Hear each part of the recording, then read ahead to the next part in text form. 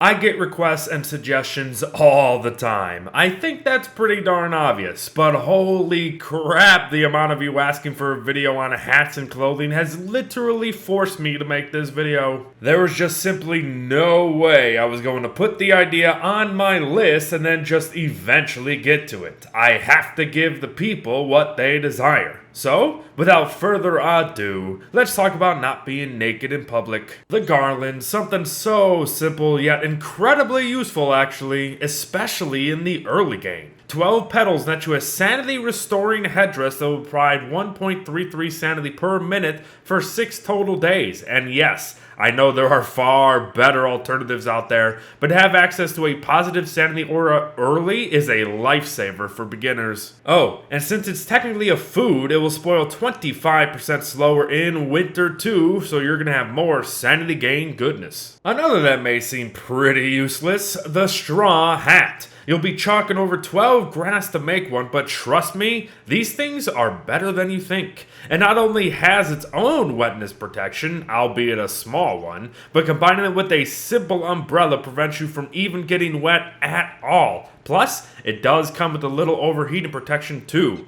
It also serves as a component in crafting the rain and miner hat respectively, both of which are very useful items. Oh, and it also makes the bush hat, but we'll be getting to that soon enough. But let's talk the rain hat first. What can it do for us? Well, it provides 70% resistance to wetness overall, which is great in and of itself and keeping the sog away, while also being completely lightning proof. And yes, that does extend to the charged milk producers. But it's possible some of you don't know how to capture mole worms, so let me tell you. Lay something nice and shiny down for the little loot-stealing lovely little creatures, and once they pop out to snatch it, give them a whack with a hammer. And since it's rather enjoyable seeing them flail about, why not do it twice? Now you've got what you need for some rain gear. Now you see me? Now you don't. The bush hat is next. You'll need the straw hat, a rope, and an actual bush to sew one together. And if you do, you now have an escape plan at the ready.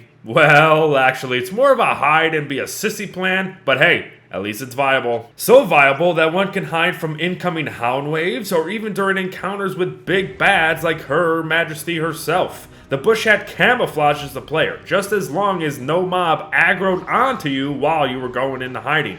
It actually does have some use, if I'm honest. Since we're in the realm of it anyways, we may as well briefly talk Beekeeper Hats again. The hat offers 80% damage reduction when dealing with the stinger-having, honey-producing Nimrods, but its durability, honestly, is where it shines. Cause sitting at 1,050 in total, it makes the hat a potential necessity for when you're looking to usurp some thrones. Cause how could you not be named king when you go around looking mighty fine in your dapper top hats? Or, probably shouldn't have chosen the witch hat skin for this bit. The top hat offers 3.3 sanity per minute gain when atop your noggin, with wetness resistance thrown into the mix as well. But its true purpose rests with its connection to magic crafting. You need a top hat to construct a Press the Hatinator, and that unlocks tier 1 magic crafting. So head out to get some sticky white stuff fast, and hold off murdering the little fur balls for now. We'll be doing that later. But how can we talk Dapper without highlighting the dress item that literally has the word in its name, the Dapper Vest, and it's gonna set you back 6 silk and 8 hound teeth. So it is somewhat involved in the crafting aspect, but have fun murdering some puppies for fashion purposes anyways. It's not that great, but notice 3.3 sanity per minute gain and the actual slight warmth it will give you come the winds of winter.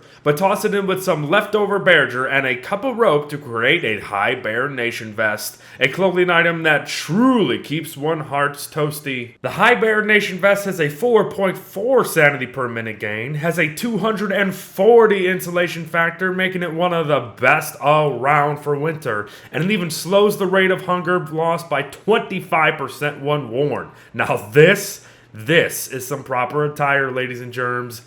Get you one. From the highest of highs to the lowest of lows. Well, actually, rabbit ear buffs may be not so bad. And perhaps they could find their place among the inventories of the less experienced, so I will pay them their dues. So hunt down the tiny furries for a low tier warming item that has an insulation factor of 60. It ain't the best, nor is it my first choice, But if winter is coming and desperate times are upon you, then I guess it's time for some desperate measures. But if I was you, I'd aim for the winter hat above some stinking earmuffs every time. Shave some beefalo at night to avoid any potential no-nos, and smash some together to craft a winter clothing item that boasts 120 insulation, twice that of the muffs. And honestly, a thermal stone and a winter hat are all that's needed to comfortably survive the cold. But let us go a step above, shall we? Instead of just shaving the peaceful creatures, why not lure one away from its family with delicious bribes of grass and twigs, only to murder it in cold blood for its horn? There's only a 33% chance for one to drop, so it's possible you'll be slaughtering an entire beef family before the day is done. But use it to create the Beefalo Hats, a clothing item that not only makes you one with the herd, meaning none of the horny beef are gonna poke you in your butt come the mating season, but it also offers 240 insulation, making it the best thing for warmth when it comes to your head. And if you combine that with the Hibernation Vest, by golly friend, you would have to be the worst player in existence to still freeze in winter. But since most of the time Bearger is going to be out of town until next autumn, perhaps we could look elsewhere for an alternative. So my advice, head out on a hunt for some winter koalefants, and then murder a Dedzo for its unique trunk, and then throw in some other crap together to sew up a Puffy Vest, a tier 3 warming item with the same 240 insulation factor as the Hibernation Vest at less cost to you or our big fluffy giant. Now this is something to really shoot for, folks, whenever you can, the Puffy Vest and Beefalo Hat combo for your first winter. Get either one, and you're looking great regardless. Get both, and you're a winter god. Oh, and then there's the Breezy Vest, a clothing item obtained through smashing and forming together a normal koalefant trunk, but it only offers 60 insulation, so I say to hell with it. The trunk will serve you better in your belly than on your body. Know what else belongs in hell? Rats with wings. But if you do fancy bird watching, then perhaps murdering a couple and facing down the hentai is your best course of action, as the feather hat is just the thing that you are looking for, folks. It not only increases the rate of bird spawns, but also increases the amount of birds that can spawn in general and be on a screen at one time. And this, coupled with Wicker's Birds of the World book, can see up to 30 birds on screen at one time. So please, have fun committing feathery genocide. Cause perhaps you'll use your newfound birdie abundance to craft a summer frest, although I'm not too sure why you would. Sure, it adds 120 points of overheating protection, which isn't too bad to be honest, but it's likely you'll already have the far better umbrella at your disposal come the summer season, so a frest is certainly not best, especially due to it using a valuable pig butt to craft. However, if we're looking to keep cool, what better than sticking an enormous cube of ice on our heads? It will set you pack 10 ice, 2 doodads, and 4 ropes, so it is an expensive little bugger, but it has 240 points of overheating protection and actually provides a small cooling effect, meaning temperatures are going to be manageable for you. But unfortunately, wearing a melting block of frozen water on your noggin means you will get wet, and your stuff will too, but it'll only reach up to 50 wetness, so it's not too bad. Also, since the thing is overly massive, you'll also have a speed reduction by 10%. Oh, and not only can be repaired with normal pieces of ice too, but you can also store it forever in an ice box. Honestly, not a bad investment if you can maintain it well. Since we are into putting exotic things on our heads, why not adopt the newest fashion trend, the fashion melon? If you do let the juices run down your face, you have 120 points of overheating protection plus a slight cooling effect. However, the melon also drains your sanity by 2 every minute, lasts for only 3 days total, and does increase your wetness while wearing it. It's decent, but it's sticky. That's for sure. But a floral shirt may come to work. You'll need 3 papyrus, 3 silk, and 3 cactus flowers to create one, and if you don't recall, the cactus flowers will come for picking cactus in summer.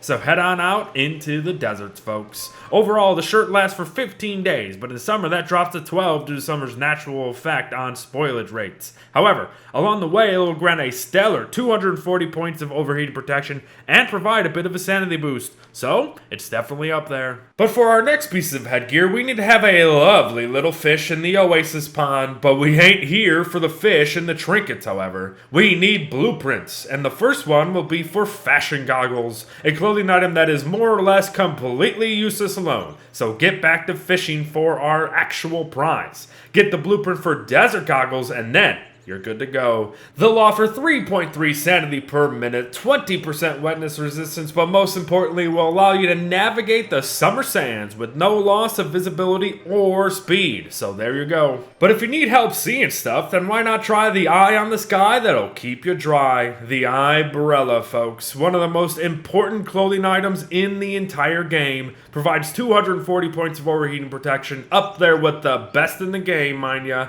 Offers 100% wetness resistance, and not much else is gonna beat that. And even still prevents any electrical damage via natural lightning strikes or charged volt goats. You need this thing. So kill Clops by any means to get it, and you will benefit for seasons and seasons to come. But if Clops elude you still, then perhaps the raincoat is the better option. So head into the swamp to face down the hentai for their skin and smash the rest together to create an item that does everything the umbrella does apart from the overheating protection. Oh, and it actually does come with a little added bonus of 60 insulation, but do not make a mistake of thinking this is something for winter. This item is 100% for spring. We're almost done, so let's have some fun. But to do so, we must either face down the King of the Frogs for a 25% chance to get what we are looking for, or we can even fight Evil Santa for an even less chance of getting one, so choose wisely. And what we are after is the Fun Cap, sort of a unique dress item that can also come in 3 different variants. However, all of them do the same crap, so no worries there. Because when equipped, the hat reduces hunger loss by 25%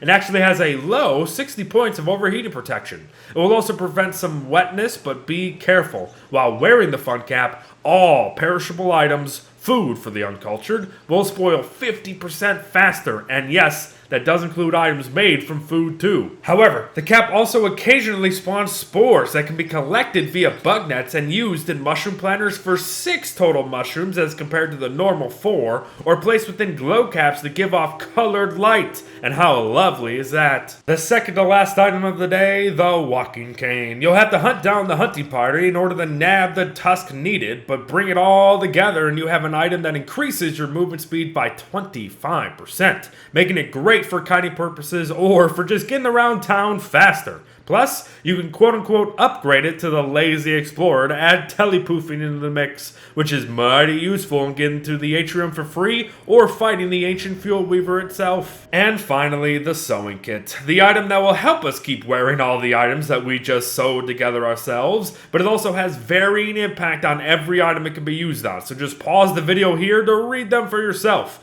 But note that it's always best to just keep a watchful eye on your equipped clothing as to not lose it, sometimes forever.